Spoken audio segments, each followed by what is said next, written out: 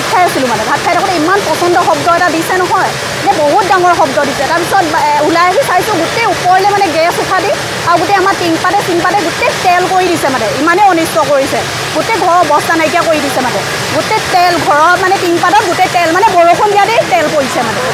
গম পায় নে আমি গম নাপাওঁ গম নাপাওঁ কিমান দিনৰ পৰা কৰি আছিলে আজি 20 দিনমান হৈছে 20 দিনমান হৈছে গেছটো লিক হোৱাৰ শব্দ হৈছিলে শব্দ বহুত বিকট শব্দ হৈছে মানে বহুত ডাঙৰ শব্দ হৈছে মানে বহুত হৈছে এইডোখৰ ওচৰতে আৰু মানে এইটো হোৱাৰ পৰা আমাৰ বহুত দিগদাৰ হৈছে ৰাস্তা পদূলিৰ পৰা আদি কৰি ৰাস্তা পদূলি মানে ইমানেই বেয়া কৰি দিছে নহয় আৰু আমাক কাৰণ ইভাগে বনাই নিদিয়ে এইটো ONC ৰাস্তা আমি বহুত কষ্ট পাইছোঁ মানে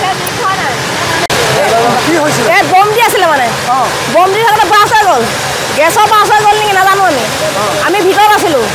জুই লাগি গ'ল ফায়াৰ ব্ৰিগেড এতিয়াহে আহি পাইছেহি পোৱা দেৰি হ'ল আকৌ ইয়াত পানী থাকে না সেইবোৰ পানী মাৰিলে অলপ তথাপিতো অলপ হেৰি হৈ আছে মোৰ ঘৰ এইটোৱে বতীয়াবাৰী ইয়াতে 22 ঘাটতে মোৰ ল'ৰা এটাই মানুহজন এজন ভয় নাখায় কি কৰিম আমাৰ সম্পত্তি বুলিবলৈ সেয়া আহে বেলেগ শব্দ একদম কাউ মাত কৰোঁ নে কাউ মাৰি গৈছে একো শুনা নাই এতিয়াহে শুনিছোঁ অলপ